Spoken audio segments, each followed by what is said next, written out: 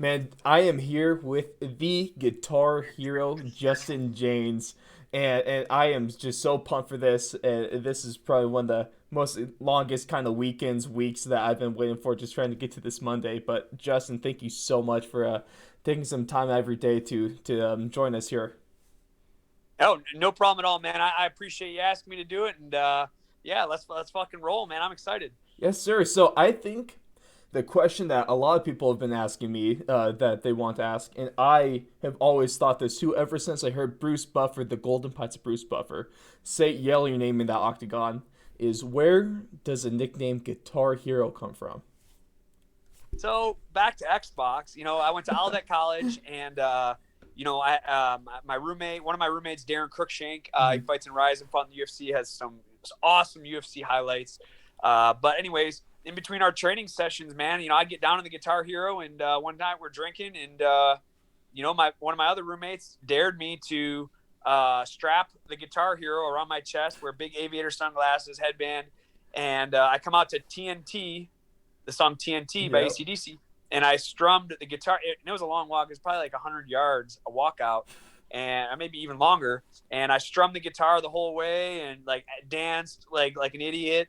And so the thing with it, the name is early on in my career, I was just a wrestler. I didn't have any Mhm. boxing. I didn't have much kickboxing. And I was very boring. I'd take guys down and hold them down and grind out decisions or find a rear naked choke. So, watching my fights, I'd always be like, man, I'm like fucking boring. Like, I try to look as an outsider looking in, like, would I want to watch me fight? Absolutely not. It was fucking boring. Take guys down. And I was winning a lot of fights, Mhm.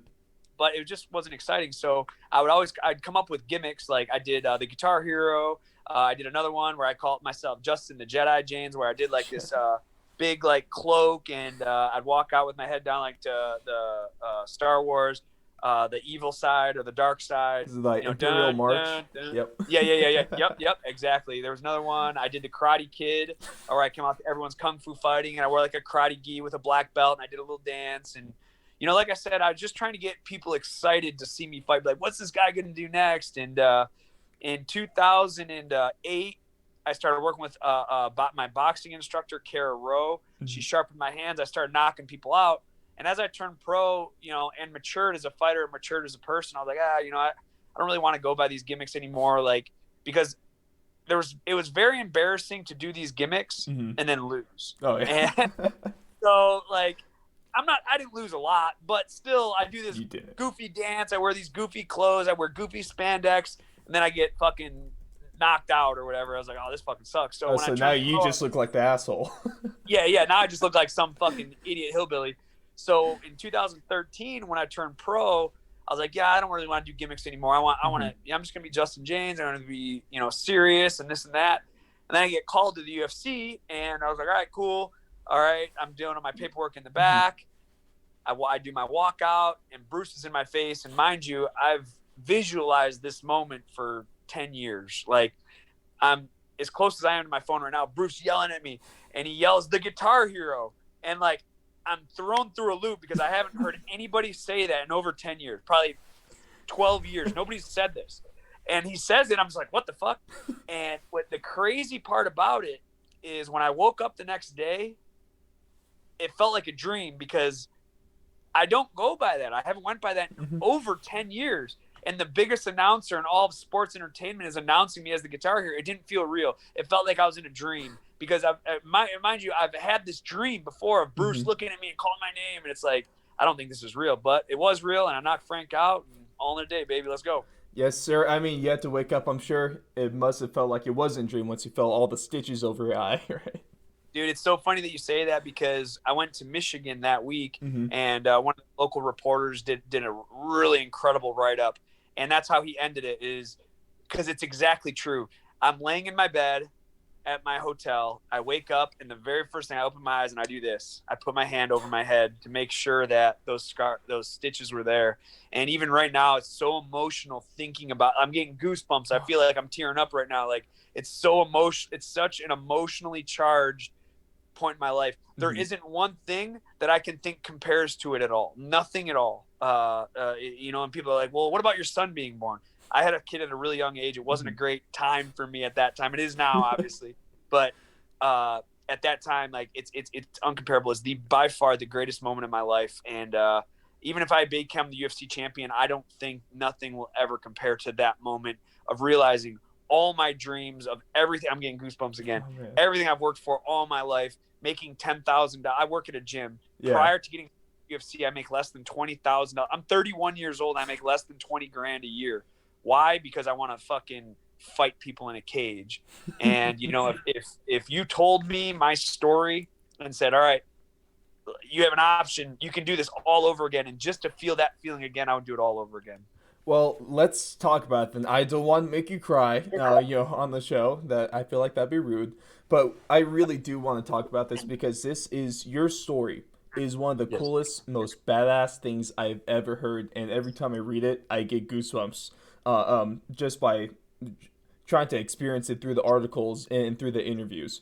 Because Sure. let's take it through. So UFC Fight Night, Vegas 3, back on June 20th. Over there in the Apex Center. I mean, the Tuesday before that, you're not even on the UFC roster. You're Sure. kind of living you're pretty much broke at that point. And then I've been broke for a long time. yeah, right. And then this is all just a dream that you've had forever. And then you get the call from a manager. Was like you weren't even kind of like you kind of just brushed it off, right? Not to get your hopes up.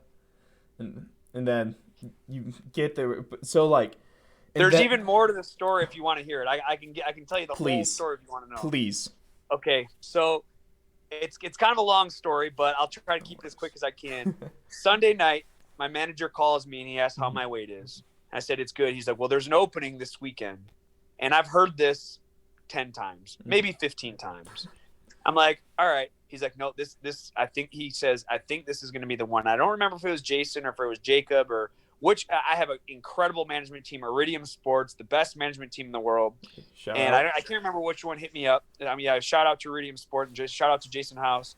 But they thought that this could have been the call.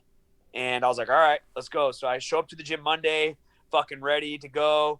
And I'm drilling at 9 a.m. and I'm fucking excited. And then my training partner goes, hey, did you hear about Max Raxkoff? And I was like, no. He's like, he just got signed to the UFC. And I'm like, when? He's like, he just found out today he's going to fight this weekend. Well, that was my spot. And I was just like, deflated. Like, fucking, what the fuck am I doing? Like, I went into an utter depression. Like, fuck. Again, here we go. Eric Nixick, good friend of mine, my boss, the manager at Extreme Couture. He's like, hey, stop being a little bitch. I'm like, fuck you. Like, I was pissed at him because it's like, dude, you don't know what I'm going through emotionally. Like, I live 2,000 miles away from my family. Like, look at this is. Let me see if I can flip this thing around. I don't know if you're from Michigan and right now you're in Vegas, so that's quite the distance. Yeah, only a couple time zones. 2,000 miles, and mind you, this is my life. So I'm gonna flip around. This is where I live. Cool. This is everything I have. That's the front door. There's my TV. There's my fridge. Like, this is my whole living area. I live in a studio. It looks like everything. You got your bed, you got your Xbox, you got your TV, you got your fridge. Well, when you're 31 years old, a graduate, I'd like to have a little bit more. You know what I'm saying? But either way, so I'm in this mild state of depression. Wednesday rolls around. Jason's like, hey, I think there's another opening. I'll let you know. And I was like, all right. I don't hear from him for almost 24 hours. So I was like, I must have got filled. I'm going out to get dinner Wednesday night. And then he calls. He's like, can you make weight Saturday? And he's asked me this before. But the difference with this time is he usually texts me. And this time he called me. So I had a weird feeling. And then he's like, all right, congratulations. You're fighting Saturday. This is Wednesday night, about 9 p.m. And I just remember saying, okay, sounds good. And I was with my girlfriend. And she's like, who is that? I was like, oh, it's Jason. She goes, what do you want? He goes, well, I guess I'm fighting this weekend. She's like, who and where? I'm like, at the Apex UFC. And she's like, oh my gosh, starts crying. And I kind of just sit there like I'm sitting right now because I didn't I was waiting for him to call me back and saying, no, it's not real. And then the next day I checked my weight. I was 170 pounds and like, fuck, I gotta lose 15 pounds overnight. That's fine. I'll start at noon and I can do it all. Well, when I woke up the next morning, Jason had an itinerary for me for the whole day to get all my medicals done. So from 9 a.m. till 5 p.m., I was going to I had to do like 4 different doctor's appointments. Oh, that was a fucking mess. So finally about 5 p.m. rolls around and I'm exhausted from driving all over town. And I have weigh-ins in 15 hours. So like, fuck it. I call my coach, Roman Dennis. We go to the gym. I go walk into my gym. Frank Camacho is in the cage. I'm like, what the fuck?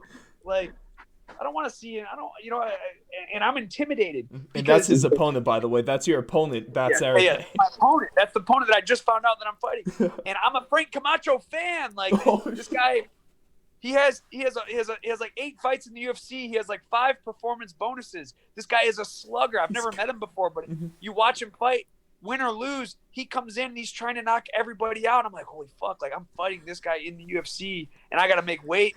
What the fuck is happening? So I sit at the gym till 6 o'clock to 9 o'clock because I didn't want to train in front of him. I didn't want him or his coaches to see anything. I don't want him to see me throw a jab. So 9 p.m. rolls around. I put my sauna suit on.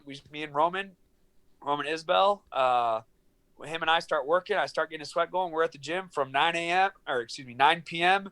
till 2 or 3 a.m. I can't remember. I step on the scale. He's like, all right, you're still 2 pounds over. And I'm like, fuck, this fucking sucks. So he's like, I tell you what, weigh-ins are at 9 a.m. Sleep from 3 a.m. to 6 a.m. I'll wake you up at 6 and we'll finish this weight cut. I was like, all right, bet. So he wakes me up at 6 a.m. I put my sauna suit on, and it was the summer in Vegas, so it's 90 degrees at 6 a.m. Yep. And I just start walking down the street, and I walk all the way to the UFC event center, down just fucking walking. I get on, I'm like 0.2 over. I'm like, fuck. Get back in the sauna, lose the 0.2, make weight. Frank misses weight by like 3 pounds. And I'm just like, fuck, all right, let's go. And I don't care. I'm not big. I don't think 3 pounds makes or breaks the fight.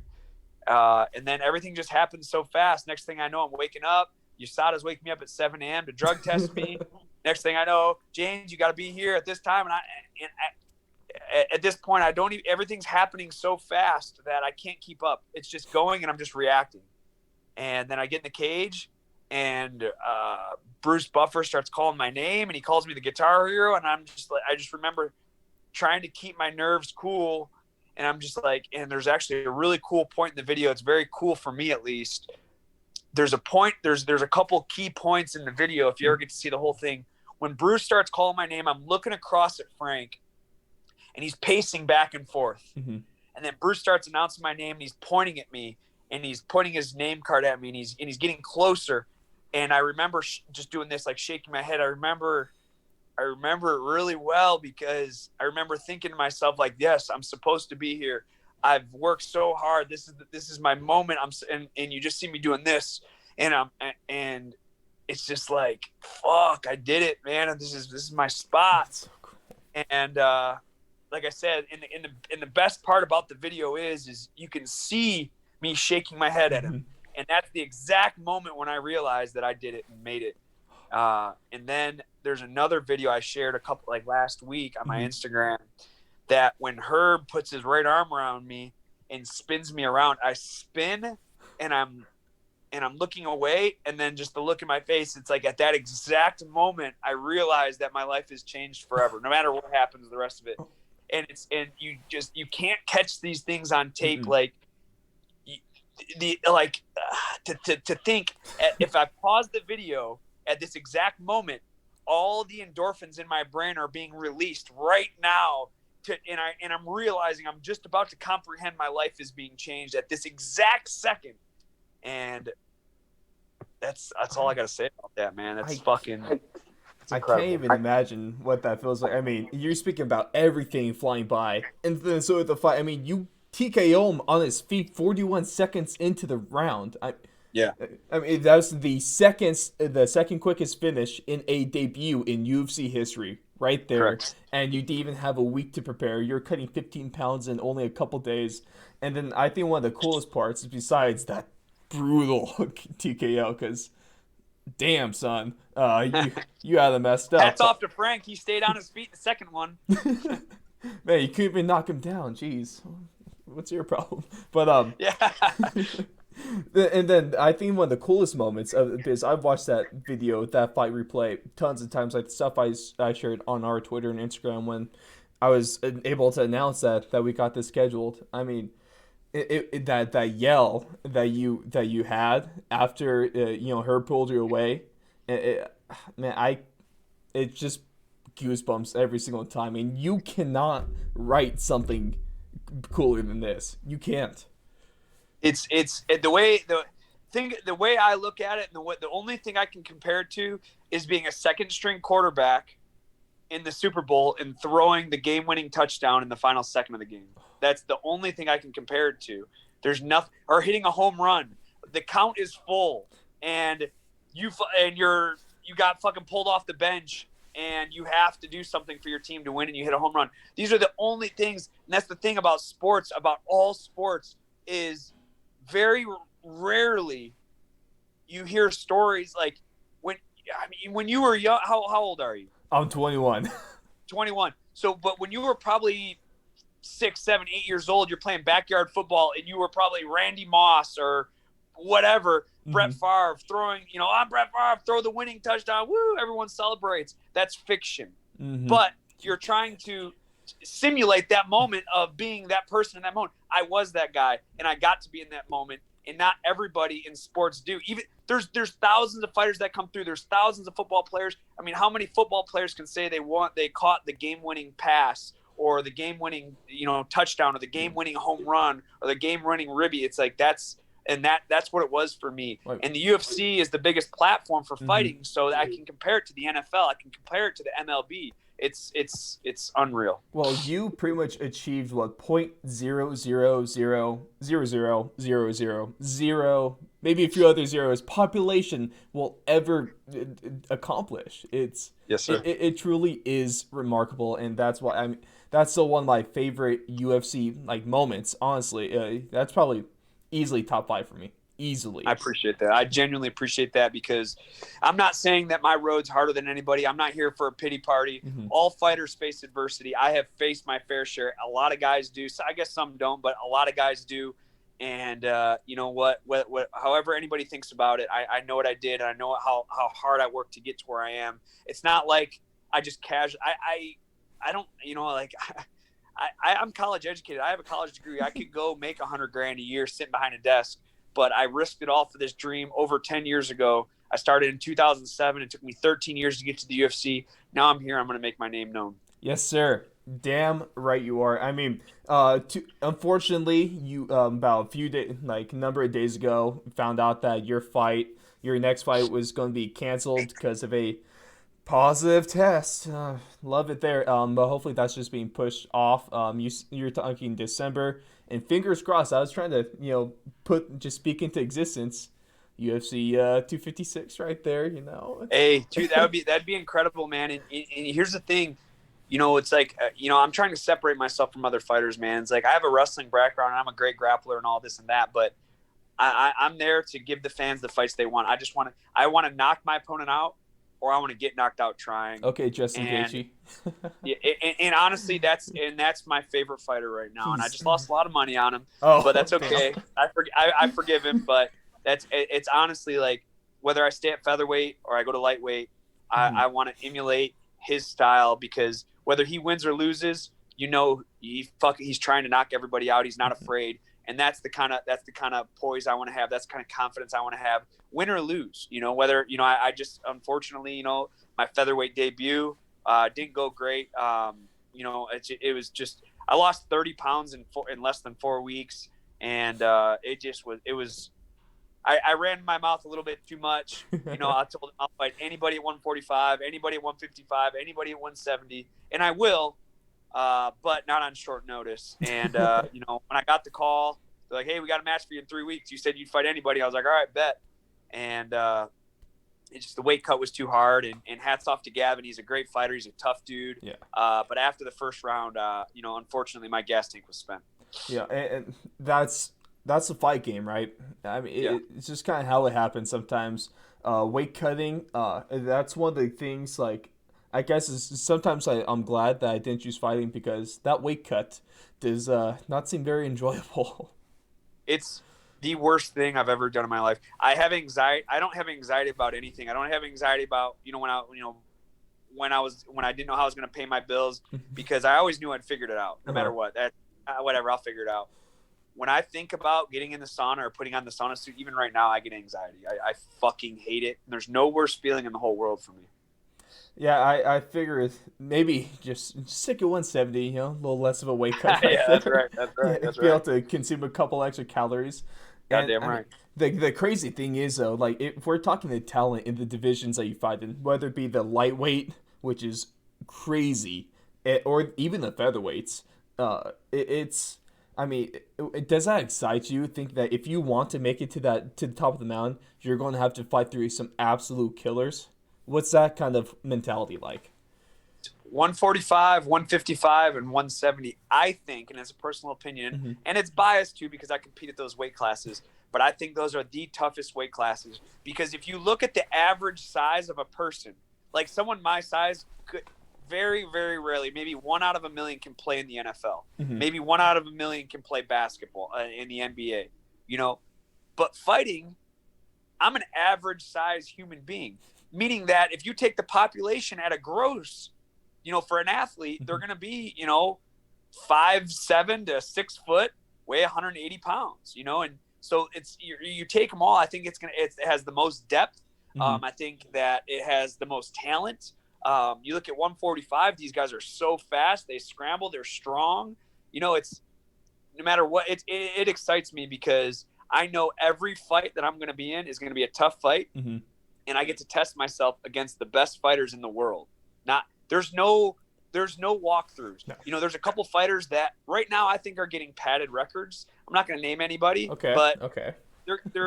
I'll name them. Fuck. I think Ooh. Greg Hardy. I think his record's getting padded. Mm. I don't. I like Greg. I've trained with him, but why is he always a minus 400 favorite in his fights? A minus 300 favorite because he can knock he's so powerful. Mm-hmm. Now, when Greg was at Extreme, we wrestled. He's not a very good wrestler. I beat Greg in wrestling, and I'm a lightweight. And again, it's no shot at him. I think he's a great fighter. I think he's a great person. Even with his history and all that bullshit. Mm-hmm. I don't care about that. Okay. I like Greg a lot, but every time I see him fight, he's a minus 300 favorite. Why is that? Because they want him to get these highlight reel knockouts. They want to build him. For me, I want to be a dog every time. I want to fight these guys. Frank Camacho, minus 300. When I opened up against Gavin, he was minus 200. The line ended up being even at the end, but he opened up a huge favorite again. See, I'm not a big gambler, but if you want to just keep, staying the underdog on this, I'll be spending my money on you. So just let you know. And I just, even going through the years, people overlook me. They think, oh, well, he's just a wrestler. It's like, motherfucker, when have I taken anybody down in any of my fights? Unless I drop them with a punch or a kick. Like, I don't take guys down. I want to get in the pocket and I want to brawl and I want to hurt somebody and I want to get hurt. I mean, I don't want to get hurt, but I've already accepted the fact that the way I fight, I'm gonna get hurt. I've accepted that, and I want to hurt them more than they hurt me. So that's what it comes down to. It's so funny. I swear, you and Justin Gaethje just. I feel like you'd be great friends. You have the exact same mindset. And I've trained with Justin too. Again, all these guys are. Where'd you train with him at? Cool. Extreme Couture. He came out for a week. Oh, that's cool. So he came from Denver. That's sick. Yeah, dude. And that's why I moved to Vegas because I get different looks all the time. I've trained with the best fighters in the world. You know what I mean? And all of them. I shouldn't say all of them, but I'll say 85% of them are fucking all super cool and super chill. Joey Benavidez, I just was training with him about an hour ago. Fucking one of the nicest guys you'll ever meet in the world. Like fucking sweet. Always trying to help. He's an Extreme Couture guy. Yeah. Say again? He's an Extreme Couture guy along with he's an Extreme Couture. That's one hell of a roster you guys got there over. Dude, we got Nagano, we got Brad Tavares, we got Joey Benavidez, Jeremy Kennedy, Boston Salmon, myself, Dan Ige, fucking another 45-pound fucking stud. That's good. Like he's so good. And you know what the thing I appreciate about Dan is he works so fucking hard, man. Anytime you see him on the mat and you want to get around and because Dan and I are friends as well, you know that it's going to be a fucking tough go. And I fucking love it. And you know what? In I don't know, man. It's just such a good family we have at Extreme Couture. I've been there since 2009, and every year we just keep getting better and closer and closer. And we're a big family over there. Well, that gym's seen some crazy names too. I mean, throwing back to guys like Forrest Griffin. You've seen Yep. Kevin Lee. You've seen Tim Elliott. I mean, Kevin Lee, another Michigan guy. Gina Mazzani. Misha Tate. You want to throw that on the Misha list Tate, too? Brian Caraway, another great one of my best friends, Brian Caraway. He's trying to trying to make a comeback right now, and hopefully starting tomorrow he's going to get back to training. And Good for him. Johnny Nunez. So yeah, man, it's just we could sit here and talk Right. Vitor Belfort, Evan Dunham, Jay Haran, Martin Campman. Are we Phil going to Haran. ignore the head of that gym as well? I mean, Randy. And I just was going to say, and you're forgetting about the name that's on the fucking wall. Randy Couture, Ryan Couture, it's Amir Sadal. I just was talking with Amir before I left the gym too. It's just such an incredible gym. Noad Lahat, and like I said, we could sit here and talk about names all day. Well, I feel like that really has to benefit having a loaded talent pool to train with. That really has to help you, whether it be when you're just kind of training, or especially when you're in a fight camp as well, right? Absolutely, and it comes down to this, man. And I'm from Michigan, and the thing is, even today, I only did 3 rounds today because I'm still recovering from my cold, and I got my just a cold, right? ass. No, none of that other. No, stuff. I tested positive for COVID 2 weeks ago. Oh, and I got cleared last week, and then my opponent tested positive. He tested. Oh, yes, love it. So I was like, fuck, this is gonna be a tough one. But then he tested, and I was like, all right. He can't make weight, and that's fine. It is what it is. Well, no big deal. Sean Shelby, 256. You heard it here. 256. Let's fucking go. But I've been there for over 10 years, and I can go in the gym, and there's no easy days. There's no easy rounds, and that's why I love Extreme Couture, because all these guys, they're looking out. They're not trying to hurt you, but they're gonna fuck you up. You know what I mean? I should say, they're not gonna injure you, but they're gonna fuck you up. Yeah, they're gonna hurt you. They're not gonna injure you, and that's fine. We're in the fight game. Well, but yeah, I think it's the number of MMA UFC guys I've been able to talk to, whether it be whether it be you, Couture, whether it be Josh Emmett and his boxing coach Rodriguez at Team Alpha Male, just really high quality gyms to go around. I mean, that's the cool thing about MMA though. It's skyrocketed in the amount of talent there is. So I feel like almost everywhere you look, there's just talent. I mean, walking around UFC or Vegas, you just see everyone, I'm sure. Oh, absolutely. And that's the thing about MMA. The talent pool is so much deeper than in any other sport, because anybody can do it. Anybody, doesn't matter how big or small you are, you can be an MMA fighter. I love football. I played 1 season of college football. No matter how hard I trained or worked, I could never be in the NFL. It's impossible. I could have a speed coach. I could have a strength coach. I could max my potential out, and I still could never play in the NFL because of my size and speed. In MMA, anybody can do it. It just depends, just like wrestling. Anybody can do it, and you can be as good as you want to be. If you want to be a world champion, you better be ready to fucking work. Right. And if you just want to do it as a day for fun, I recommend that. But I get a lot of people, hey, what do you recommend? I want to be a professional fighter. What do you recommend? My recommendation is decide how much of a fighter do you want to be. Do you want to be a casual fighter for fun? And there's nothing wrong with that. If it's a hobby and you want to go do your day job and do a couple of hours of training, that's fine. But if you're going to be a professional fighter and you think that you can have a day job, work 9 to 5, and then go train for a couple hours and make it to the UFC, far and few between, man. You got to sell your soul to the devil, and that's what I did, man. I sold my soul to the devil, and fortunately, after over 10 years, it paid off. Damn right. I mean, what other sport can you see some 5'3", 5'4" guys? I mean, on the street they look harmless, but in the cage, I mean, they'll kill you. Look at Jared Brooks, 125 pounder. If you saw this guy, he's like 5'3", walks around like 130 pounds. You would just walk by him, not think anything. Oh, he will fuck you up. Look at Joey Benavidez, same thing. One of the nicest guys you'll ever meet. But if you you smart off or hit on his wife or something, he's whooping your ass. Or even guys bigger guys, Anderson Silva, middleweight. I mean, of course, had unfortunate Saturday. One of the honestly, that was a tearjerker of a post fight thing right there. I'm sure we've all seen that was it. tough. But he just the nicest guy. I mean, his even from the voice, he just doesn't sound like intimidating. But you would never know that he was Even one of the body, greatest body. fighters of all time. Yeah, oh, I agree. Look at I know there's some guys that are super chiseled rip. I'm not one of them. Anderson is not one of them. If you saw that guy and didn't know who he was, you're not gonna be like, that's the best fighter, one of the best fighters to ever be in the whole world. Mm-hmm. You would never think that. And that's again back to MMA. That's why MMA is such a great sport, because it doesn't matter what you look like, doesn't matter what color you are, doesn't matter where you come from, it doesn't matter how tall you are, how short you are, how fat you are, how skinny you are. Look at Brett Big Dog Martin. I'm from if you and I don't know him that well. He's a very tough fighter. He's not in the UFC yet, but he has a chance. If you looked at him, he looks, obese, but this guy's murking everybody. And, he just got his fight canceled with Bigfoot Silva.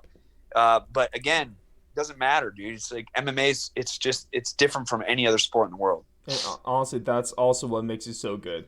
But just to be mindful, because I know you're telling me that you got to get back to that whole Call of Duty Warzone to play with your kid. So I love that. It's still, like, honestly, everyone go follow his Instagram, because I swear you're one of the coolest dads I've ever seen. You're just, man. Thanks, man. Of course, like all this stuff with your son, it's so cool. And the best part about this whole thing is, I mean, besides the event itself, is my son was here to witness it. So usually he comes out in Vegas. He'll come from like July 4th to September for the summer. But because of COVID, Michigan was one of the hot spots. So his mom sent him out here in March, and he stayed with me from March to September. So he got to witness and be a part of all of it. And I hope, I got a video of his reaction, because he was at a friend's house watching my fight. And he jumps up in the air and throws his arms up in the air. And that was like so cool for me to see, man. And it's I hope that he can remember. I don't hope. I know he'll remember that moment for the rest of his life. And I'm hoping that whatever he decides to do, if I don't want him to be an MMA fighter, but if he decides to do that, I'll support him. But, I hope whatever he decides to do, he sells his soul and does everything he can to be the best, whatever. If he wants to be a world champion dancer, I don't give a fuck.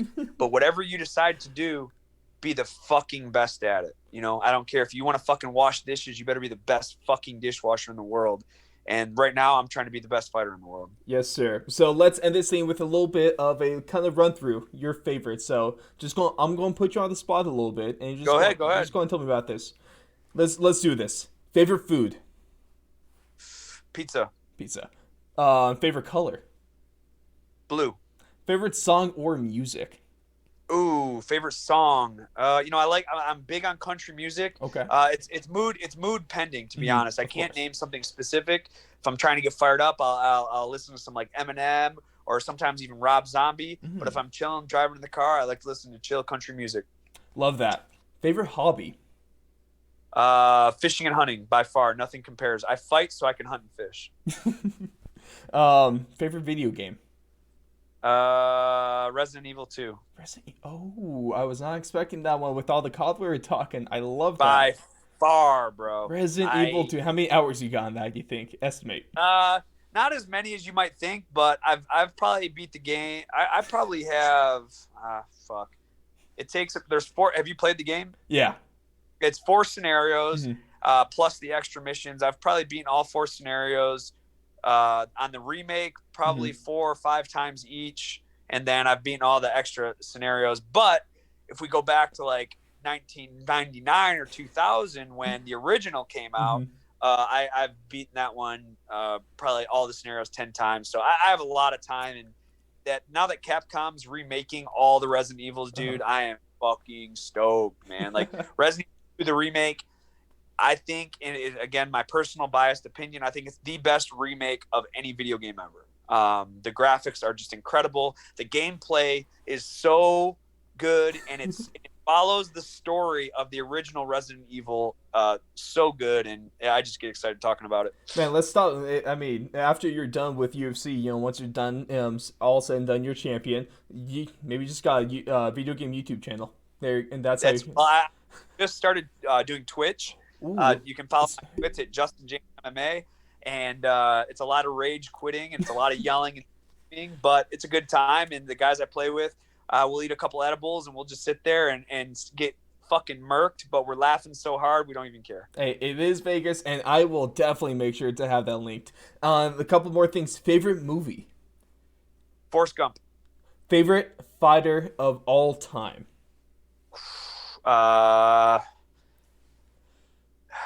Favorite fighter of all time, man, that's a tough one because I have the greatest fighter of all time, I believe, is George St. Pierre, but I don't think he's probably my favorite. Probably Gaethje. You know, I think it's just right as of right now, he is my favorite fighter right now. I just like his attitude because he don't give a fuck, and his game plan is simple. He doesn't try to be tricky and be like, oh, I have something to show everybody. He's like, no, I'm gonna try and fucking knock dudes' heads off, and I see a lot of the things he does and likes to do. I try to feel that I have the same mentality. He's just doing it a little bit better than me right now. So adjustments, and hopefully sooner than later, people will be comparing me to Justin Gaethje. Damn right. And then just going off of that, you said GSP is better than Khabib. Is that factual? So, this is why. And I'm sorry if I'm interrupting. I talk a lot, dude. No. I'm interviewing you. Please talk. You're making my job easy. Okay. For sure.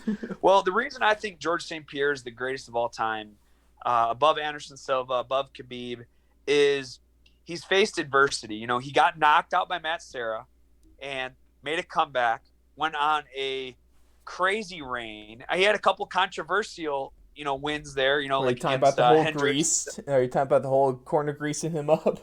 Oh, no, I don't. No, not that one. Hendricks. I thought Hendricks won the fight, but he still did. Okay. Yeah. That's a good one. But with that being said, why I think George St. Pierre is the greatest of all time over John Jones is there's never any drug controversy. And I don't mean cocaine, party drugs. I'm talking about PEDs, performance-enhancing drugs. John has been popped. I think John's an incredible fighter. I think he's definitely in the top 5. I think he's number 2. Okay. I think he would be number 1, but there's just too much drug controversy. I don't like people being accused of taking steroids or this or that. And, I'm harassed by USADA. I've only fought the UFC twice, and they show up in my house banging on my door at 7 a.m. It's like, get the fuck out of here. Well, I mean, they're the guys that show up at Conor McGregor's yacht. Okay. Yeah, they will. Gets around, man. They don't. I fucking hate them. I don't like. It's just. If they called me and they're like, "Hey, we're gonna," I mean, I get it, but in the same sense, like, I don't have a fight coming up. Like, don't worry about what the fuck I'm doing, I guess. And I don't know. It's just. I don't like people banging on my door at 7 a.m. It pisses me off. Hey, speaking of that, Frank Camacho. I cut weight all day, as you know. I lost 15 pounds. I make weight. Yeah.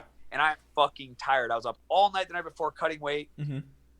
Day of my fight, 5 hours before I'm supposed to leave for the venue, you saw the boom, boom, boom. Wake up. You got to piss in a cup. It's like, I fight in 5 hours. Like, so that first time, so I went to the UFC and I'm like, hey, look, like, this is a hard weight cut for me. I'm going to be up all night. And, I don't want USADA banging on my door. She goes, at 7 a.m. He goes, well, we can't promise they won't bang on your door, but you don't have to answer it. I was like, all right, no problem. So I heard him 7 a.m. Boom. Or it was 8 a.m. Boom, boom, boom. And I'm like, who is it? Like, it's USADA. I was like, I'm not pissing a cup. I'm sleeping. So I made that guy, and I felt bad afterwards, but don't interrupt my sleep because it takes 20 or 30 minutes to do it all. Like, I opened the door, I locked my bedroom door, and I made him sit for over 2 hours because I'm sleeping. I have to perform, and this is really fucking me up right now. But anyways, I fucking hate USADA. Long story short, George St. Pierre is number 1 in my book, greatest fighter of all time. John Jones is 2nd. Let me think. I think Anderson Silva is 3rd. Khabib, I'm trying to think who else I think is better than him. I think Khabib is 4. I think Khabib is 4 or 5, only because he doesn't have the longevity. He's only, and that's it. I'm not talking about his skill. His skill set is incredible. He's dominating guys. He has been, but he had the injury bug for a long time. He had one controversial win to where on the scorecards or on like the stat card, he definitely lost. But besides that, he's so dominating. Prior to getting to the UFC, I don't think he had that stiff a competition. But he's only defended his title 3 times. It's tough for me to get behind that. That's very fair. At least it was one of the toughest 3 fight stretches you could ever have between Conor McGregor, interim champ Dustin Poirier, interim champ Justin Gaethje. But you And make a very good argument to that, though. oh, he sucked. I'm still good. There's thousands of fighters that gets in a year. I'm still giving him number 4. Hey, that's respectable. I mean, he's going to come out of retirement just to fight you personally. That's right. That's right. Well, hey, there's talk right now that he is coming out of retirement. And they're not vacating. Dana doesn't believe it. Not vacating until he's sure. I guess you might as well wait. There's a whole mess that you could do with that. Maybe make Conor McGregor versus Dustin Poirier for the interim champ. Yeah. Well, and I might be mistaken, but I think Dana said they're not doing an interim champ. Oh, they are okay. There's no more interim champ. There's a champ right now, and I might be mistaken. Mm-hmm. If I see the interview, I'll tag you in it. Okay. So you can check it out yourself. But I might be mistaken. But I think Dana said that there is no interim anymore. Khabib is the champ, and you got to fight the champ to beat the champ. I am super okay with that. I mean, interim champs are cool, but I'd rather just have the actual fight. Or now we also get Izzy versus Jan Blachowicz next. I tell you what, if Israel beats Jan, John Jones, he's my number 5. Ooh. His striking is just absolutely remarkable. I mean, he opened up as a huge favorite against Jan, which I feel is a little disrespectful because he did embarrass Dominic Reyes. So I mean, and it's up a weight class. Exactly. Like, you don't think that weight and that size are going to play a factor? Jan's big. He's a big 205, man. Yeah. So we'll wait and see, I guess, right? I'd like him to beat Jan, and then is showman as it might be, I want to see the Jones fight. It's gonna see, my whole conspiracy theory brain was going off as like, Izzy to 205, he wins the 205 belt perfectly, and I was saying before this, John Jones versus Izzy is only viable if the belt is on the line. So that perfectly kind of sets that up, and that also makes the UFC a shit ton of money. Dana White's going to be happy. I think that they already have a plan. Dana White is very, very smart, and he doesn't make decisions on the fly. He has game plan behind everything he does, and the fights just need to work out. And when they do work out, it's great. And when they don't, he figures out something else, and they're going to continue to make money and keep growing. That's why Dana White is the best president and or commissioner in all of professional sports, and I love him. I love him so much. Thank you, Dana, for keeping UFC and Fight Island in UFC Vegas. Hopefully, I need to see you, whether it be UFC 256 or hell, send Justin Jaynes, give him a vacation, send him to Fight Island, okay? A little Abu Dhabi. Hey, I show up, I blow up, no matter where. I love it. But like I said, I want to be mindful. I want to get you your time with the sun with the COD Warzone. Hopefully, you guys just get like 10 wins tonight. We'll catch you out on your stream on Twitch TV. Everything will be added, of course. You know, you can find him on Twitter. And so, for some reason, he's still not verified on Twitter, which is whatever. At least he's verified on Instagram, so Instagram still sees you as a real person. That's good. But Justin, thank you so much for taking some time out of your busy day to join us, and because I was thrilled to get this together because your story is still one of the coolest things I've ever heard, and man, I just hope you keep killing it because you're one of the most likable guys I've ever had the chance to meet. Thanks, man. That really means a lot to me, man. Thank you so much. I really appreciate that, honestly. Yes, sir. Of course. And then, just like I said, guys, check him out. Please go subscribe to him over on Twitch TV. Okay, we'll have that link too, so we can watch his buddies eat some brownies and rage quit a little bit. As long as it's laughing, that's all. Yeah. We have a good time.